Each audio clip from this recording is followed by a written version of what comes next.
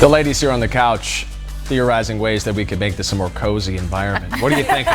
Pitch it to the people. I want a fire pit. Some sort of fire. Marshmallows. Even if it's electrical, we'll take it. Because everybody has goosebumps. Yes, it is freezing in the studio. I don't have goosebumps, but I'm wearing layers. You are wearing layers. But wouldn't it be nice for Christmas? We have like a nice fireplace and decorate it with some stockings. Here's the thing. After the incident last year, you're not allowed to start fires in the building anymore. It was an incident. What did I do? I don't remember. Oh, she already forgot. Phoenix Fire Department didn't forget. I don't know what happened. I'm making it up, but it would be funny if there was an incident. Don't start any fires in the studio without prior permission. Just a good general rule to live by. I'm like, I threw my Christmas tree out on time. Maybe we could do something to get the fire. I'm not opposed to that. Yes, I know.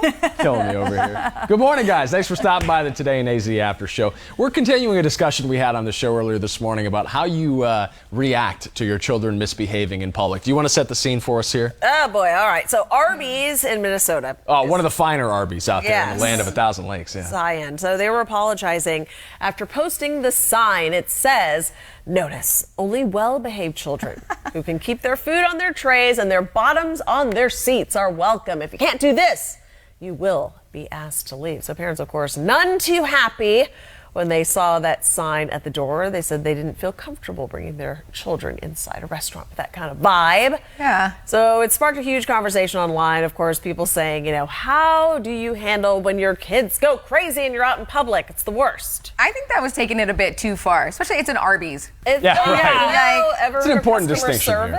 Yeah. It is an Arby's. Apparently the manager did get in trouble. The sign was taken down fairly quickly after people complained.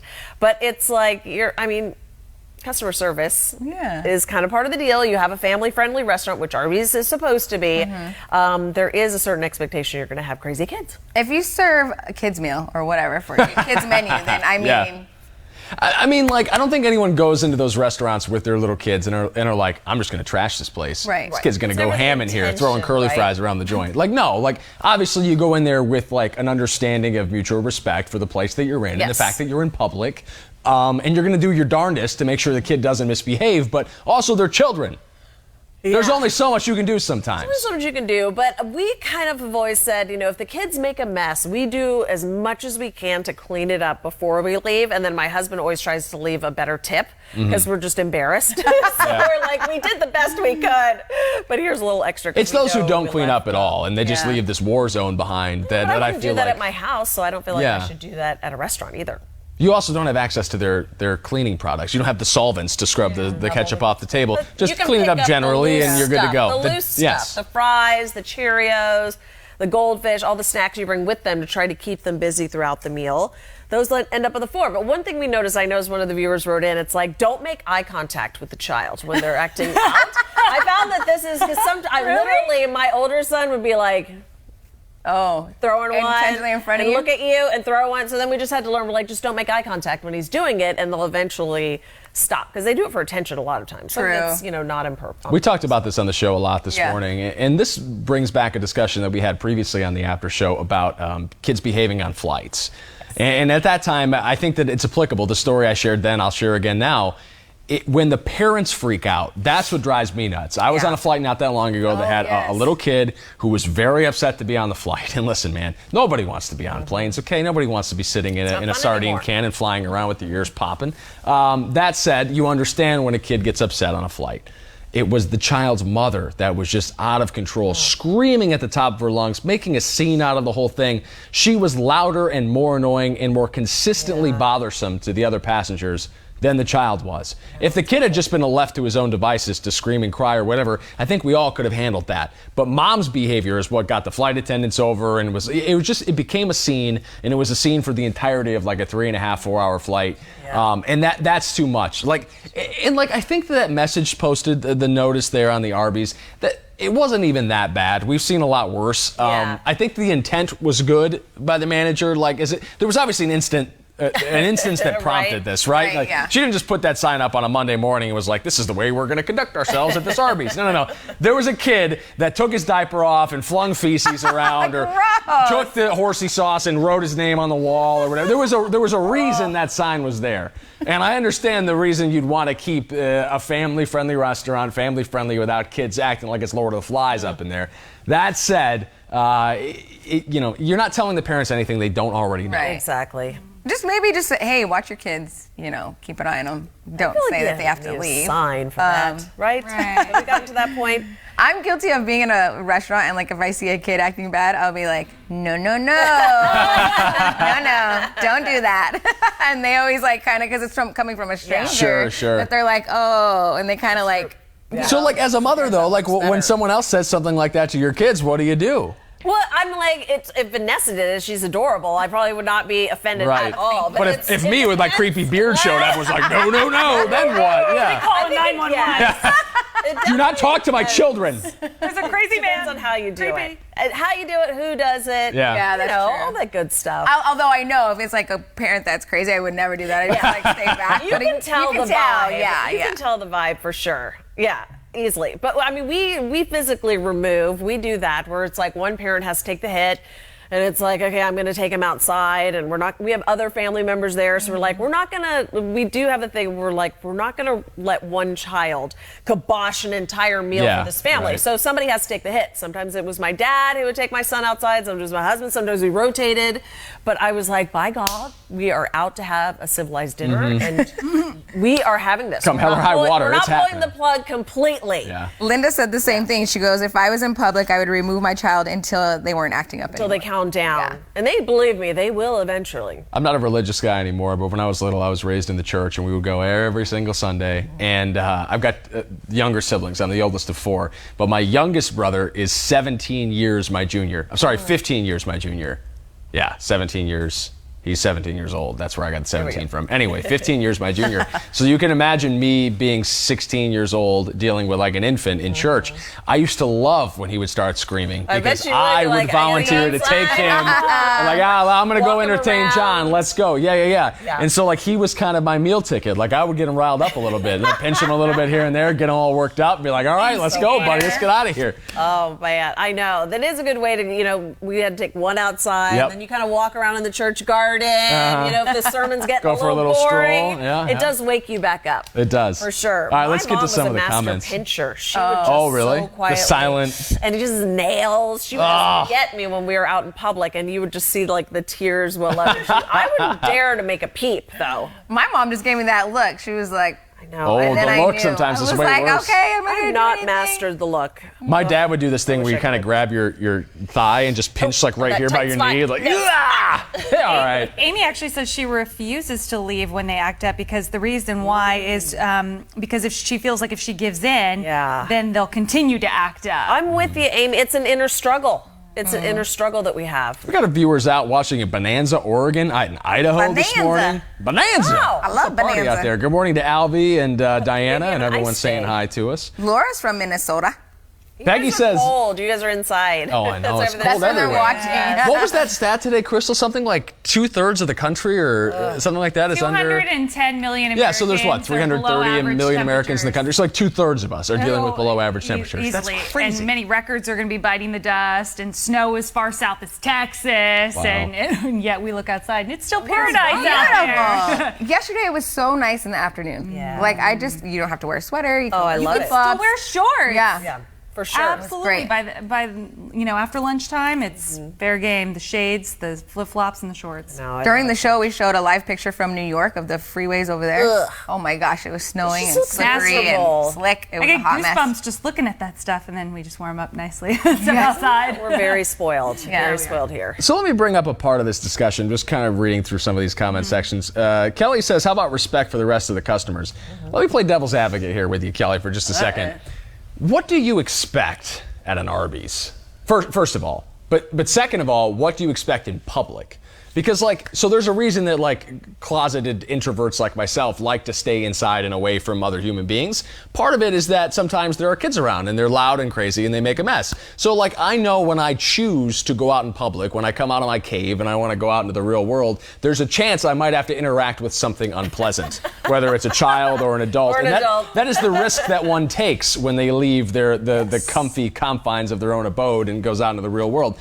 So I would argue, Kelly, in this instance, that Arby's does not guarantee that you're going to have a lovely, pleasant time when you stop in and eat a beef and cheddar at a table inside the restaurant. If you don't like the scene there or the noisy kids, you can always get your food to go or just slide through the drive-thru and not have to deal with any of it. But I think if you're choosing to eat in the Arby's, it's sort of like an unwritten contract that you're accepting whatever the fates deal you there, whether it's a fryer that's alarm that's going off in the back, or it's the guy who clogged the toilet, or it's the kid throwing French fries around. You're in Arby's, you know. It's like it is what it is, kind of like you signed up for this. I think it's the screaming. Like you've been to a restaurant, not great, where not fun. No, it's just like screaming bloody murder, and it's the worst sound. The real world is full of those sounds. Yeah, they're awful. I think the expectation then falls onto the parent to yes, you can't just allow this to go on. Yeah, it's awful, but you have to figure out some way to control it, whether removing the child, removing yourself, bribing them. We bribe a lot. We will do anything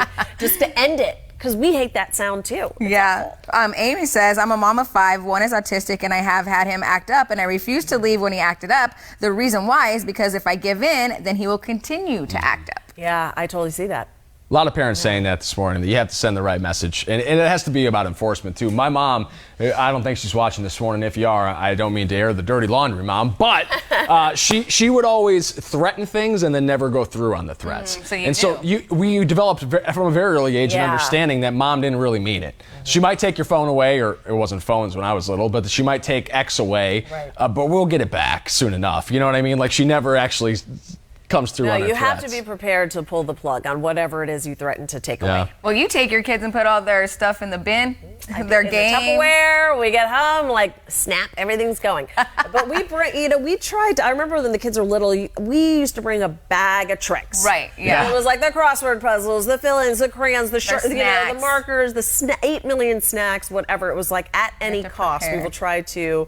Because we wanted to enjoy our time out too. We wanted to have a civilized meal and be served like everybody else and just enjoy that time when you're not stuck in your house with a 3-year-old.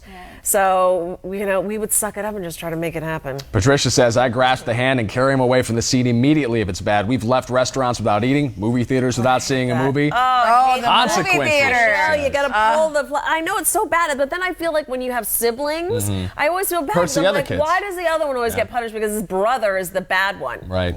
Yeah, Nikki arms herself with the books and all the extras. All those extra things too. And I love Laura. She goes, I embarrass the kids back. So she embarrass her own kids back. I find that works now that they're tweens. That's much more fun. Nikki makes a great point. She says, you say this about yourself. Same goes for the kids who might be introverts and acting up for the same reason. You don't want to hear them or deal with people. The child doesn't like the noises or people either, and they don't know how to express it. That's actually a great point, Nikki. I didn't even consider that. That is a great point. And it's not only the younger kids. I've been to a restaurant like that, like McDonald's, Arby's, Taco Bell, whatever, and there's a bunch of teenagers that come in from school, and they're loud, and they take over the whole place, and I'm like... Definitely at movies. So I get very annoyed when you go to movies like on a Friday night.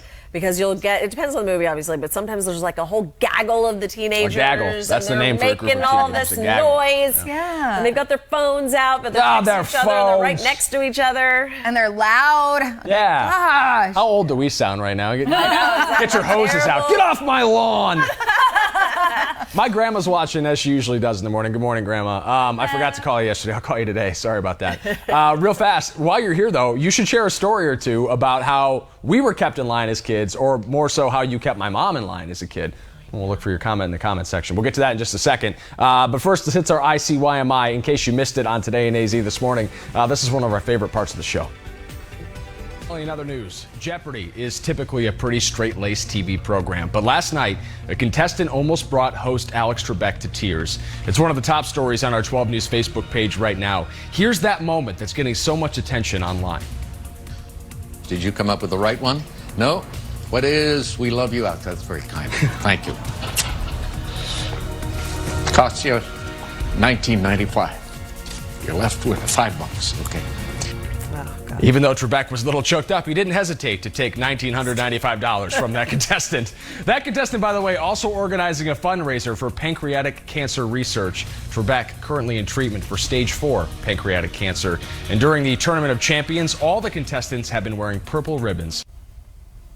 Aww. Yeah, it's so great to see. That was great. And I applaud him for still working during this time, because that is... Woo, when you're going through treatments, it takes everything out of you. I encourage you to read a little bit about the way he's been managing those treatments, because the shooting schedule for Jeopardy is brutal. They shoot multiple episodes at once, and he's had to like take extended breaks in between, or like in the middle of shows, like stop working and get something to eat. I mean, he's struggling big time, and he's powering through it. You'd never know watching one of those episodes that he's unwell. Yeah, he holds it together. It's unbelievable. Yeah. It's you could tell in his voice that hit him a little bit. Like, you had to pause for a quick second. Yeah. Like a pregnant pause? Is that but still, but still very professional when so you have $5 left. Sorry, yes, bud. I know. Still back to business. The guy's like, dang it, I was hoping that would help me keep my money too. I mean, good for him though. He had $2,000 going into Final Jeopardy. Even if he got the right answer, it wasn't going to make a darn bit of difference. So might as well send it out with a positive message. Yeah. That was great. Very nice. All right, let's get to some fresh squeezed juice this morning before we get too sentimental. What do we It's have? too dusty in here. Yeah, this is something that's going to make me upset, and I'm not going to cry about it. It's about Kanye West. Apparently, he's priming himself for a run for the White House. Kanye West said late last week he is considering throwing his name in the hat for a run at the top position in the country in 2024.